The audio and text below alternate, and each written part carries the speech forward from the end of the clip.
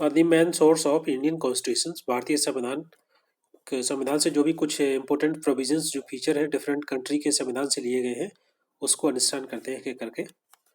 So the first that is country.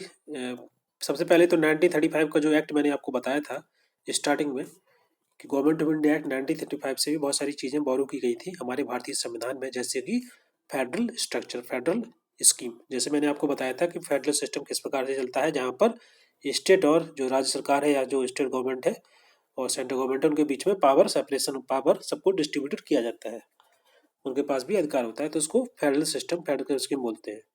तो ये भी इंस्पायर किया गया, इसको लिया गया कहाँ से, GOI 1935 से। और ऑफिस ऑफ गवर्नर, हर एक स्टेट में एक गवर्नर होता है। तो उसके अलावा जुडिशरी, जुडिशरी भी 1935 से ली गई थी। और पब्लिक सर्विस कमीशन, ICS उस समय हुआ करता था, अभी जैसे UPSC है। इमरजेंसी प्रोविजन जो है उसको भी 1935 के एक्ट से लिए गए थे। और एडमिनिस्ट्रेटिव डिटेल, ये सभी चीज़ें कहाँ से ली गई थी, जो GOI था 1935 का उससे बोरो किया गया था हमारे भारतीय संविधान में। नेक्स्ट है ऑस्ट्रेलियन कॉन्स्टिट्यूशन।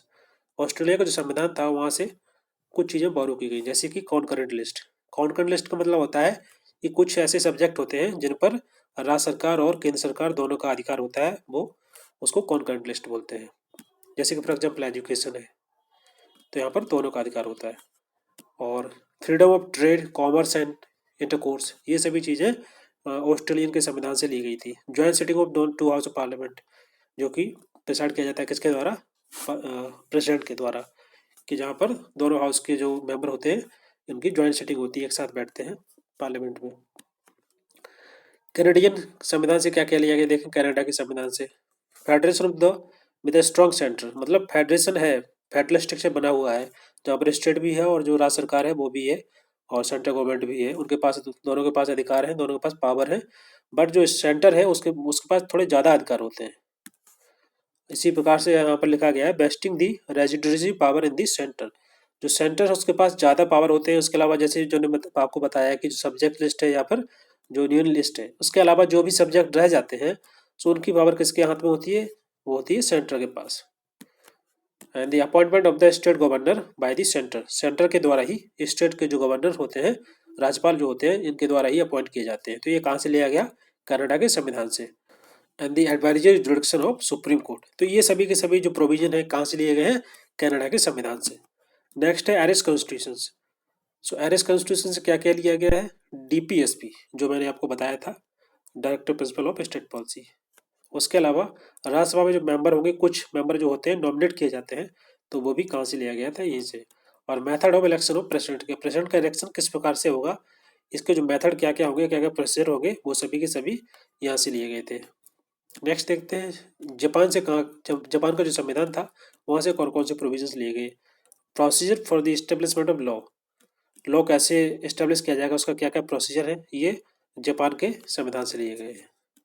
नेक्स्ट है USSR से, उस समय USSR था, अभी रसिया है, तो वहाँ से उस समय पर क्या क्या प्रोविजन जो है उनके संविधान से लिए गए थे। फंडामेंटल ड्यूटीज़ की, कौन कौन सी ड्यूटी होती हैं, जैसे कि फंडामेंटल राइट होते हैं जो कि स्टेट के द्वारा दिए जाते हैं, इसी प्रकार से फंडामेंटल ड्यूटी जो होती है नागरिकों की होती है स्टेट के प्रति, कि आपको कौन कौन सी जिम्मेदारी निभानी है। तो ये कहाँ से लिया गया था, सोवियत यूनियन से। और idea of justice, social, economical, political, ये सभी की सभी जो प्रियम्बल में ऐड की गई थी, कहाँ से ली गई थी, सोवियत यूनियन से। नेक्स्ट है ब्रिटिश गवर्नमेंट, ब्रिटिश संविधान से। सो ब्रिटिश संविधान से क्या क्या चीज़ें ऐड की गई थी हमारे भारतीय संविधान में, पार्लियामेंट्री फॉर्म ऑफ गवर्नमेंट, कि पार्लियामेंट वहाँ पर होती है।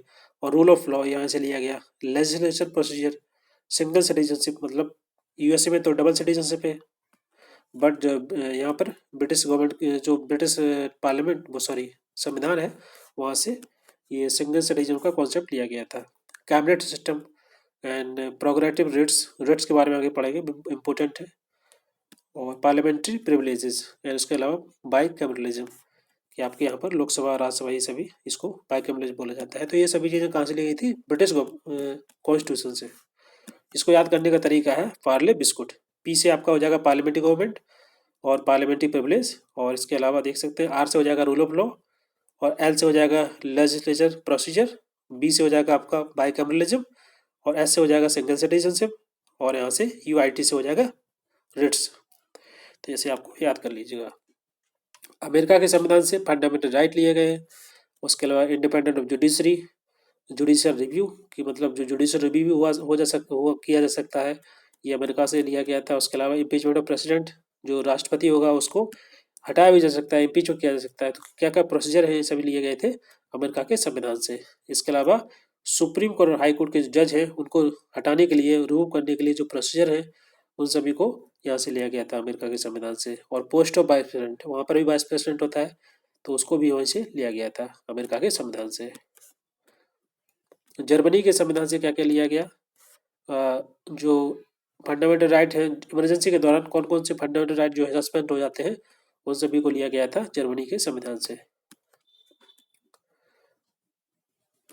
इसको याद करने का तरीका है कि जर्मनी में ही हिटलर था, तो हिटलर के टाइम पे किसी के पास कोई फंडामेंटल राइट नहीं थे, क्योंकि वो तानाशाह था। तो उसको ऐसे याद कर सकते हैं, फंडामेंटल राइट जो है कहाँ से लिए गए, जर्मनी से। साउथ अफ्रीकन कॉन्स्टिट्यूशन से क्या क्या लिया गया, procedure for the amendment of Indian constitution. संविधान में अगर किसी प्रकार का कोई बदलाव करना है, अमेंड करना है, तो क्या क्या प्रोसीजर है, उन सभी को लिया गया था साउथ अफ्रीका के संविधान से। और राज्यसभा के जो मेंबर होते हैं उनका कैसे इलेक्शन होगा, उनको भी लिया गया था साउथ अफ्रीका के कॉन्स्टिट्यूशन से। फ्रेंच कॉन्स्टिट्यूशन से क्या क्या लिया गया, रिपब्लिक, जो हमारे प्रेम्बल में लिखा हुआ है रिपब्लिक, वो कहाँ से लिया गया था, फ्रेंच कॉन्स्टिट्यूशन से। और आइडिया ऑफ लिबर्टी, इक्वालिटी और फ्रेटर्निटी, ये सभी की सभी जो प्रेम्बल में ऐड की गई है, ये सभी फ्रेंच कॉन्स्टिट्यूशन से लिया गया था। सो आप देख सकते हैं ये सभी के सभी इंपॉर्टेंट है, और भी है कुछ नहीं, इतना है। आप इनको पढ़ लीजिए अच्छे से। और जो मैंने यहाँ पर शॉर्ट ट्रिक के लिए बताया, तो एक दो का है, जैसे पार्लियामेंट इसका है, यहाँ पर देख सकते हैं। यहाँ पर आपको बता दें किसका, जापान का। जापान में जो पान है, तो पान खाने का जो प्रोसीजर होता है, तो बोल सकते हैं प्रोसीजर एस्टेब्लिश बाय लॉ। और यहाँ पर ये सभी है, इनको आप याद कर लीजिए। और फ्रेंच में आप देख सकते हैं, एप मतलब होगा आपका पैटर्निटी, आर मीन्स रिपब्लिक, और ई मीन्स आपका इक्वालिटी, तो ऐसे भी आप याद कर सकते हैं। सो ये थे कुछ इम्पोर्टेंट फीचर्स जो कि बोरो किए गए थे डिफरेंट कंट्री के संविधान से।